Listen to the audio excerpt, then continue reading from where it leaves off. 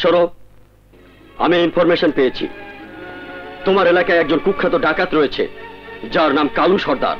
শুনেছি এ পর্যন্ত কেউ তাকে গ্রেফতার করতে পারেনি। আগামী 24 ঘন্টার মধ্যে তাকে যেভাবেই হোক গ্রেফতার করতে হবে। তুমি ছাড়া তা সম্ভব নয় জীবন। Yes sir. ওকে।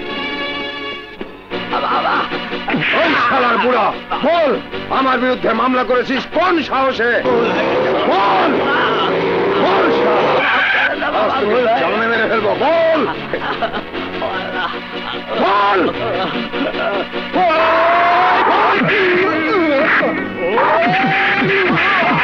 চল চল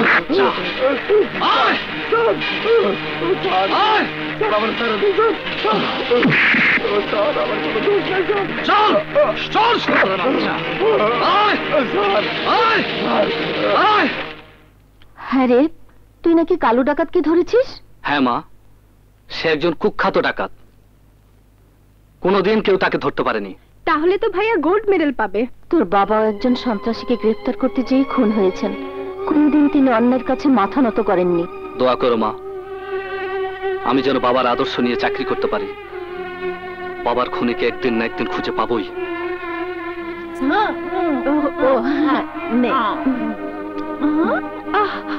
দেখেছো মা, দেখেছো? কিরে পাগলি,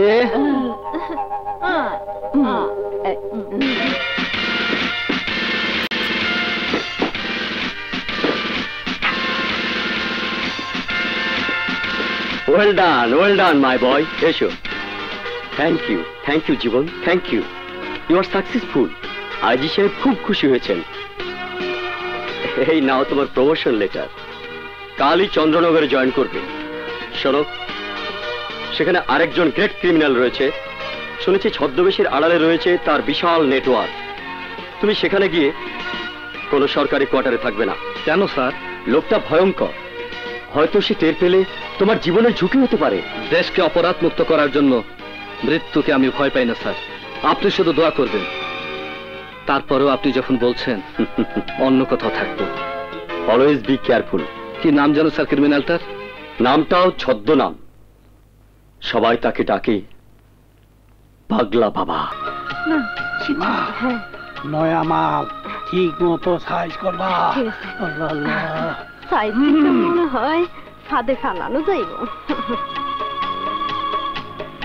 আপনারা কোথায় যাবেন? আমরা এই এলাকায় নতুন এসেছি, বাসা খুঁজছি। আচ্ছা আচ্ছা।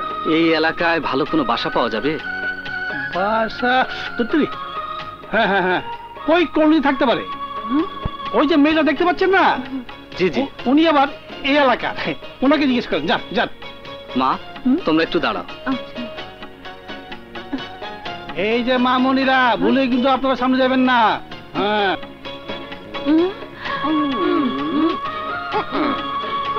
আজকে মনে হয় পকেটটা গরম হবে। ইয়ে শুনুন। জি। ইয়ে মানে বলছিলাম কি, বলুন। আপনি আমার একটু উপকার করবেন? আপনার কাছে ভালো বাসা হবে? কি ভালোবাসা মানে? না মানে আমি সে কথা বলি নাই। বলছিলাম এই এলাকায় কোনো ভালো কলোনি আছে? আপনি কলোনিতে থাকবেন? জি।